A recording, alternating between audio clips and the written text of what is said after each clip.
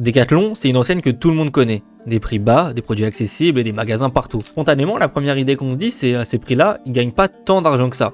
En réalité, c'est absolument l'inverse. Et dans cette vidéo, on va essayer de comprendre comment Decathlon fait pour dégager de très bonnes marges malgré des prix qui sont très bas. Et surtout, pourquoi c'est une entreprise financièrement solide sur le long terme. C'est une nouvelle série que j'essaie de lancer. On prend des chiffres concrets, on s'appuie sur des entreprises réelles et on essaie d'introduire une, deux, trois notions économiques, financières ou comptables et on essaie de les comprendre à travers l'analyse de ces entreprises-là. Alors Decathlon, je vais vous le présenter très brièvement parce que vous connaissez absolument tous. Decathlon, c'est une entreprise spécialisée dans la distribution d'articles de sport et sa grande particularité, c'est qu'elle se contente pas de vendre juste des produits.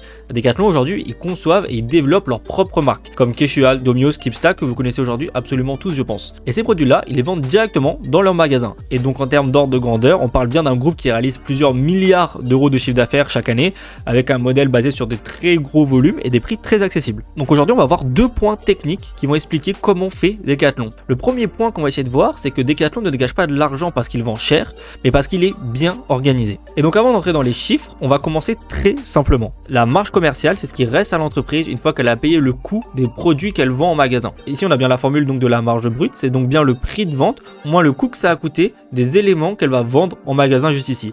Et donc c'est cette marge brute qui, in fine, va permettre de payer les salaires, les loyers, les logistiques, etc. dans l'entreprise. Je me suis permis aussi d'introduire la notion de taux de marge brute qui peut être très intéressant. C'est donc la marge brute qu'on a trouvé juste au-dessus avec la formule au-dessus, divisée par le chiffre d'affaires. Le taux de marge brute, ça permet de comprendre à quel point l'entreprise sur chaque produit vendu arrive à élaborer une grosse marge par rapport donc à la proportion de chiffre d'affaires qu'elle a réalisé sur l'exercice. Le vrai sujet donc ici, c'est pas comment Decathlon arrive à avoir une bonne marge, mais comment ils vendent moins cher que leurs concurrents et ils arrivent quand même à avoir une bonne marge. Et donc la réponse, elle ne se trouve pas au niveau du prix de vente, mais du modèle économique. Decathlon aujourd'hui, c'est pas un simple distributeur, ils conçoivent eux-mêmes leurs produits, ils développent leur propre marque, maîtrisent la fabrication et donc à la fin vendent dans leur propre magasin. Decathlon est à la fois le fabricant et le vendeur. À titre d'exemple, c'est au lieu d'acheter un produit à quelqu'un qui a déjà sa marge, Decathlon le faisait lui-même du début à la fin. Maintenant, on va essayer de voir ce que ça donne avec des chiffres. Donc là, je me suis rendu sur le site Papers qui me permettait d'avoir des informations financières sur l'entreprise, donc Decathlon. Et donc ici, on a tout un tas d'informations qui vont nous être extrêmement utiles. Évidemment, aujourd'hui, on ne va pas traiter de tout. Ici donc, les informations absolument cruciales, on a le chiffre d'affaires des 4 dernières années, ainsi que la marge brute. Comme on a vu la formule du taux de marge brute juste avant, évidemment, en ayant le chiffre d'affaires et la marge brute, on peut très facilement trouver le taux de marge brute en faisant la marge brute sur les chiffres d'affaires. En moyenne sur ces 4 années, on trouve donc un taux de marge brute environ de 35% pour Decathlon, ce qui est extrêmement solide. Decathlon fait non seulement un chiffre d'affaires au-dessus de 3,8 milliards sur les 3 dernières années, mais en plus il se paye le luxe d'avoir un taux de marge brute extrêmement élevé, ce qui est super important pour cette entreprise. En gros, ça veut dire quoi? Ça veut dire qu'avant de payer les loyers, la logistique, les salaires, une grosse partie de la valeur générée par Decathlon reste au sein de l'entreprise. Ici, je me suis rendu sur les chiffres de Intersport que je trouvais être un bon outil de comparaison par rapport à Decathlon. Ce qu'on voit, c'est qu'évidemment, ils ont un chiffre d'affaires 4 fois moins haut, mais ce qui est surtout très intéressant, c'est de regarder la marge brute générée par Intersport. Ici, la marge brute d'Intersport, elle se trouve plus autour des 12%. Là, on le trouvait plus à 33-34% pour Decathlon, ce qui est absolument majeur comme différence. Et pourtant, Intersport, ils vendent parfois des produits plus chers que Decathlon, mais ils gardent beaucoup moins de valeur par produit. Et comment ça se fait? C'est parce que Intersport, ils achètent des produits à des marques qui ont déjà fait leur marge. A l'inverse, Decathlon, ils fabriquent leurs propres produits et captent la valeur à chaque étape de la fabrication et jusqu'à la vente du produit. Ça ne veut pas forcément dire que Intersport est mal géré ici, mais simplement que le modèle économique est très différent entre les deux entreprises. On va pouvoir conclure avec le point numéro 1, mais cette comparaison, elle montre quelque chose de très simple. Ce n'est pas forcément le produit affiché qui va faire la marge sur le produit, mais c'est surtout la manière dont l'entreprise est organisée derrière. Et ce modèle intégré, il permet aujourd'hui à Decathlon pas seulement d'avoir de bonnes marges, il permet surtout à Decathlon d'être financièrement solide sur le long terme, et c'est surtout sur ça qu'on va insister dans le deuxième point. On passe directement au deuxième point, et la solidité financière, ce n'est pas forcément gagner beaucoup d'argent sur une année, mais c'est surtout être capable de tenir dans le temps. Et pour parler de solidité financière, je voulais introduire une nouvelle notion, et ce sera la deuxième notion qu'on va voir dans cette vidéo, c'est la capacité d'autofinancement, ou on pourrait appeler la CAF. La CAF, c'est quoi en deux mots? C'est l'argent que l'entreprise va générer réellement et qu'elle peut utiliser absolument librement pour investir ou se développer ou même encaisser de potentiels futurs coups durs. En gros, on fait la différence ici avec un chiffre comptable. C'est pas un chiffre comptable ici, c'est bien le cash potentiel.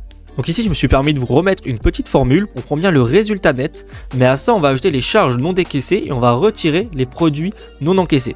Donc qu'est-ce que ça veut dire concrètement? Concrètement, ça veut dire qu'on part bien du résultat net pour calculer la CAF, mais on ajoute ou on enlève tous les éléments qui ont fait bouger ce résultat net sans faire bouger du cash. Je vais m'expliquer à travers l'exemple.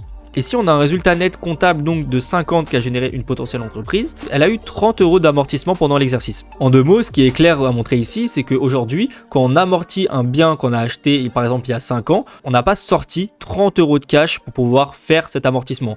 Pourtant, ces 30 €, ils ont bien diminué notre résultat net. Si on n'avait pas eu ces amortissements, on aurait eu un résultat de 80. Or, ça ne nous a pas fait sortir du cash. C'est donc pourquoi comptablement, on a bien ces 50 € de résultat net. Pourtant, avec la CAF, on va réintégrer ces 30 parce qu'on n'a sorti aucun cash pour supporter ces amortissements à ce moment-là. On est donc de retour sur Papers pour retrouver les chiffres de Decathlon. Et juste ici, on a bien notre capacité d'autofinancement sur cette ligne sur les 4 dernières années. Et ce qu'on peut remarquer, c'est qu'elle est déjà très haute. On dépasse les 130 millions entre 2024 et 2022. Concrètement, aujourd'hui, cette CAF, elle doit servir à deux choses principalement. À couvrir les potentiels emprunts qu'a l'entreprise et à couvrir les investissements qui sont nécessaires pour le maintien de l'entreprise. Et si cette CAF est au-dessus des investissements nécessaires pour maintenir l'entreprise et des emprunts qu'a l'entreprise, ça veut dire que l'entreprise tient toute seule à partir de la valeur qu'elle génère. Et ici, on peut voir que chez Decathlon, ils continuent d'investir et pourtant, ils gardent une trésorerie positive. Ça veut dire deux choses, ça veut dire que l'endettement est très maîtrisé au sein de Decathlon et ça veut dire surtout que la capacité d'autofinancement couvre tous les besoins vitaux dont a besoin l'entreprise. On pourrait s'inquiéter pour un point, notamment les dettes financières qui augmentent énormément au sein de Decathlon, mais la question c'est pas de savoir si elle s'endette, c'est pourquoi elle s'endette si elle peut rembourser. Et la distinction à faire, ce n'est pas que Decathlon s'endette parce qu'elle n'a pas le choix de s'endetter, elle s'endette par pur choix stratégique. Ici, la CAF, c'est un solde, la dette, c'est un outil. Et cette trésorerie positive juste au-dessus permet de te donner cette liberté de pouvoir t'endetter librement. Et donc, la vraie phrase qu'il faut retenir de ce point numéro 2, c'est que Decathlon est endetté, certes, mais Decathlon ne vit pas à crédit. L'activité de Decathlon permet entièrement de financer l'activité de l'entreprise. Pour résumer, Decathlon, ça montre quelque chose de très important. C'est pas forcément le prix qui fait la rentabilité d'une entreprise, mais son modèle économique. On a vu que grâce à son intégration verticale et son organisation, Decathlon il capte toute la valeur des produits. Que donc malgré des prix très bas, ils arrivent à dégager des marges super solides. Et surtout, cette rentabilité, elle arrive par la suite à se transformer en cash. La capacité d'autofinancement, ça permet à l'entreprise de maintenir son activité et même d'investir et d'être pourtant très financièrement solide sur le long terme. Alors mon but dans cette vidéo, c'était pas montrer que Decathlon est une entreprise superbe, que c'est la meilleure entreprise du monde et qu'il fallait absolument investir tout son argent dedans. Le but à travers cette série, c'est plus de comprendre, à savoir lire les éléments financiers et comptables d'une entreprise. Aujourd'hui, on a pu voir notamment la capacité d'autofinancement, mais on verra d'autres points dans de prochaines vidéos. Et pour terminer, je dirais que Decathlon, c'est pas forcément une entreprise qui vend pas cher. C'est une entreprise bien organisée et qui est pensée pour durer. Et c'est exactement ce type de lecture de chiffres qui permet de mieux comprendre ce qui fait vraiment la qualité d'une entreprise.